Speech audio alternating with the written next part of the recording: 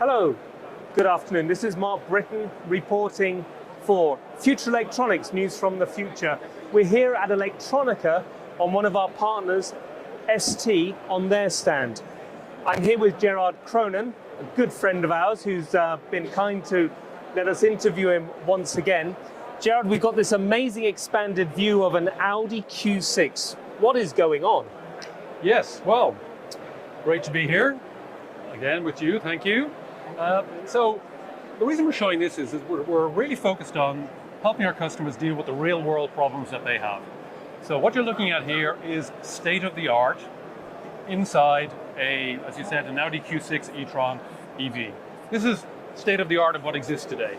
So this is basically 3.5 kilometers of cabling, 1,500 separate cables, 60 kilograms of weight, and 400 connectors. So that's what it takes today. This is because you're connecting all these electronic units together, and they all need data, they need power, you've got to connect all the sensors and actuators and everything there.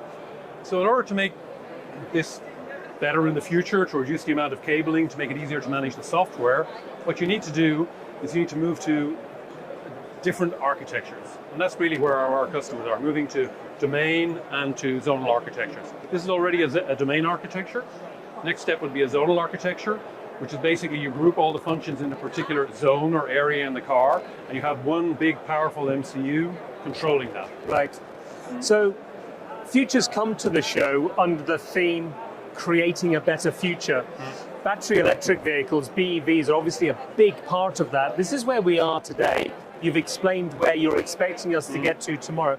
How far in the future is that zonal application? And what products do you have that will allow that change to happen? Yeah, I mean, there's obviously a mix within the car makers of different levels of adoption, etc. So zonal is something that's being done to certain degrees today. Right. You can do it in different ways. You can have two giant processors, front zone, back zone. You can have 4, etc. So that's already happening. And the products that you really need to do that are these basically very powerful microcontrollers that replace a lot of different electronic control units. And you also need to have very good advanced over-the-air update capability. Right? Okay. Because this is also the path towards a software-defined vehicle, where these vehicles can evolve over their lifetimes, like smartphones. When new features are available, when software updates or improvements, they need to be able to do that on the fly in a secure, reliable way. The second area where we think that we have some very interesting products is about power distribution. Because if you look at this today, you'll notice over there you'll see a fuse box. There's a second one over there. Traditional fuses means you have to route all of the cables over to that, right? In the future, we'll be using smart fuses, electronic fuses, that are configurable, resettable, embedded into the boards, and provide monitoring data and diagnostic data.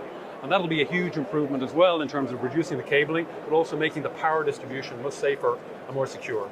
And that will bring cost benefits which will allow the next generation of vehicles to be even more affordable. So I'm guessing ST, as always, have a really comprehensive ecosystem to allow engineers to access your product portfolio and this sort of technology. How do they best go about doing that?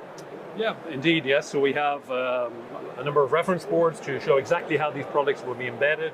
We have a whole software ecosystem around our stellar microcontrollers in this case, And of course, they can always work through our great distribution partners like yourselves, where they can, access all this information too. Thanks, Gerard. I appreciate the plug. Have a great one. Thank you.